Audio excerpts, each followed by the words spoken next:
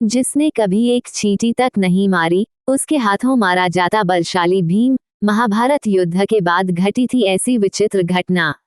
भीम को धृतराष्ट्र कैसे मारना चाहता था। महाभारत के युद्ध के बाद जब भीम सहित पांचों पांडव हस्तिनापुर पहुंचे, तो धृतराष्ट्र भीम से दुर्योधन के मौत का बदला लेना चाहते थे।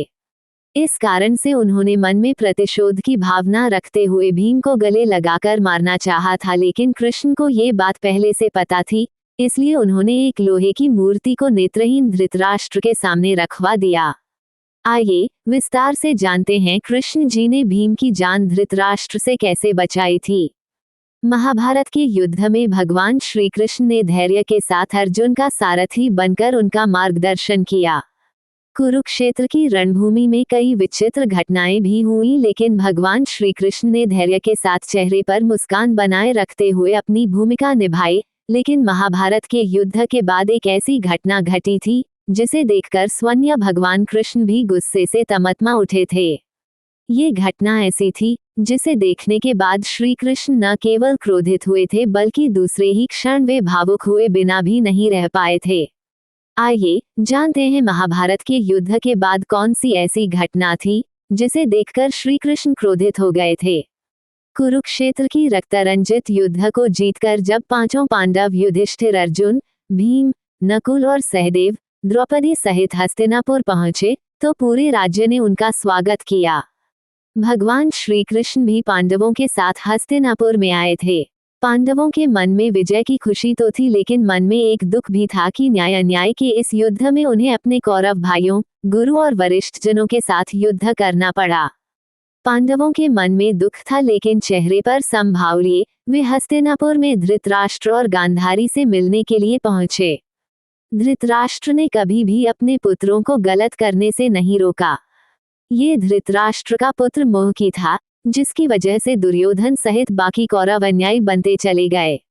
महाभारत की कहानी के अनुसार धृतराष्ट्र ने कभी भी दुर्योधन को गलत करने से नहीं रोका। धृतराष्ट्र के इसी अंधे प्रेम ने दुर्योधन को गलत करने का बढ़ावा दिया। दुर्योधन उस समय भी मौन रहे, जब भरी सभा में कुलवधू द्रौपदी का चीरहरण हो रहा था। अपने 100 पुत्रों में धृतराष्ट्र को दुर्योधन बहुत प्रिय था।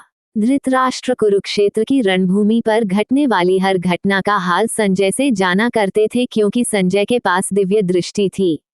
जब धृतराष्ट्र को इस बात की सूचना मिली कि पांडव हस्तिनापुर में उनसे मिलने आ रहे हैं, तो धृतराष्ट्र के मन में प्रतिशोध यानी बदले की भावना ने जन्म लिया। धृतराष्ट्र भीम से बदला लेना चाहते थे, क्योंकि भीम ने ही दुर्योधन को मारा था। भगवान श्री कृष्ण को संपूर्ण सृष्टि का ज्ञान था, इसलिए उन्हें ये भी ज्ञात था कि धृतराष्ट्र इतने शोक में डूबकर भी अपने अंदर की नकारात्मकताओं को त्याग नहीं पाए हैं। कृष्ण जानते थे कि आगे क्या होने वाला है, इसलिए श्री कृष्ण मौन रहकर धृतराष्ट्र के आने की प्रतीक्षा करने लगे।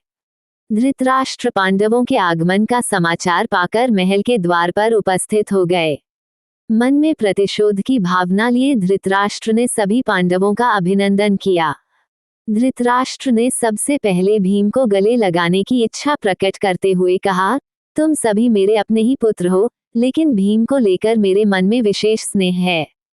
मैं सर्वप्रथम भीम को गले लगाना चाहता हूँ। अपने ताऊश्री के मुख से निकले इतने स्नेह से भरे शब्द सुनकर भीम गदगद हो उठे और आगे बढ़कर पांडव के पास जाने लगे। श्री कृष्ण ने भीम को अति उत्साहित होते हुए देखा, तो उन्होंने इशारे से भीम को पीछे हटने का इशारा किया। श्री कृष्ण की आज्ञा मानकर भीम पीछे हट गए। श्री कृष्ण ने अपने सेवकों की सहायता से भीम के आकार की बड़ी सी लोहे की मूर्ति जमीन पर खड़ी कर दी। इस मूर्ति पर भीम मल्लयुद्ध का अभ्यास करते थे। श्री कृष्ण ने भीम को मूर्ति के पास खड़े होकर बोलने का इशारा किया। भीम ने श्री कृष्ण के आदेशानुसार धृतराष्ट्र को आवाज देते हुए कहा, ताऊश्री, मैं आपके सामने ही खड़ा हूँ, आइए। भीम की आवाज सुनकर अपनी प्रतिशोध की ज्वाला में जल रहे धृतराष्ट्र ने पूरी शक्ति लगाकर उस लोहे के पुतले को भीम समझकर दबोचना शुरू कर दिया। धृतराष्ट्र को पुतले को भींचते ही जा रहे थे। अंत में लोहे का पुतला टूटकर जमीन पर बिखर गया। धृतराष्ट्र को इस तरह से शक्ति का प्रदर्शन करते हुए देख सभी पांडव हैरान रह गए। भीम को अब पूरी बात समझ आ चुकी थी कि श्री कृष्ण ने उन्हें क्यों धृतराष्ट्र के गले लगने से रोका था। धृतराष्ट्र ने जब जमीन पर पुतले के तहस नहस होने की आवाज सुनी तो उन्हें लगा कि शायद उन्होंने भीम को अपने क्रोध में मार डाला है। श्री कृष्ण को भी इतने वरिष्ठ हो चुके धृतराष्ट्र के इस छल कपट को देखकर बहुत क्रोध आया। श्री कृष्ण धृतराष्ट्र के मुख से जानना चाहते थे कि धृतराष्ट्र ने ऐसा क्यों किया और क्या उन्हें अपने किए का पछतावा है। इसलिए श्री कृष्ण ने कहा, महाराज, आपने 10,000 हाथियों के बल वाले भीम को मार दिया। श्री कृष्ण के मुख से यह बात सुनकर धृतराष्ट्र जमीन पर मुंह के बल गिर पड़े और फूट फूट कर रोने लगे। धृतराष्ट्र का क्रोध जब शांत हुआ तो उनकी चेतना फिर जाग उठी और वे फूट फूट कर रोने लगे। धृतराष्ट्र को लगा कि उन्होंने भीम की हत्या कर दी है। ऐसे में धृतराष्ट्र विलाप करते हुए कहने लगे, संजय ने अपनी दिव्य दृष्टि से देखकर बताया था कि भीम ने किस निर्ममता के साथ दुर्योधन को मार दिया। इस समाचार को सुनकर मेरे मन में भीम के लिए प्रतिशोध की भावना ने जन्म लिया। मैं तब से ही भीम को मारना चाहता था, लेकिन अब मुझे इस बात का दुख हो रहा है। क्रोध ने मेरे सोचने समझने की क्षमता छीन ली थी। मैं भूल गया कि अन्याय के शिकार हो रहे ये 5 भाई भी तो मेरे ही पुत्र हैं, मेरे अनुज भ्राता के पुत्र, यानी मेरा अपना कुल। मैं अब इस संसार के मोह में नहीं पड़ना चाहता। हे केशव, आप सुदर्शन चक्र चलाकर मुझे मृत्यु दे दीजिए। मैं अब और नहीं जीना चाहता। धृतराष्ट्र को जब अपराध बोध हुआ तो श्री कृष्ण भी भावुक हो उठे और उन्हें धृतराष्ट्र पर दया आ गई। कृष्ण ने धृतराष्ट्र को पूरी सच्चाई बताते हुए कहा कि भीम जीवित है और अकुशल आपके समीप ही खड़ा है। इस तरह कृष्ण ने भीम के प्राण बचा लिए। महाभारत में शल्य मद्र देश का राजा था, जो माद्री का भाई और नकुल तथा सहदेव का मामा था।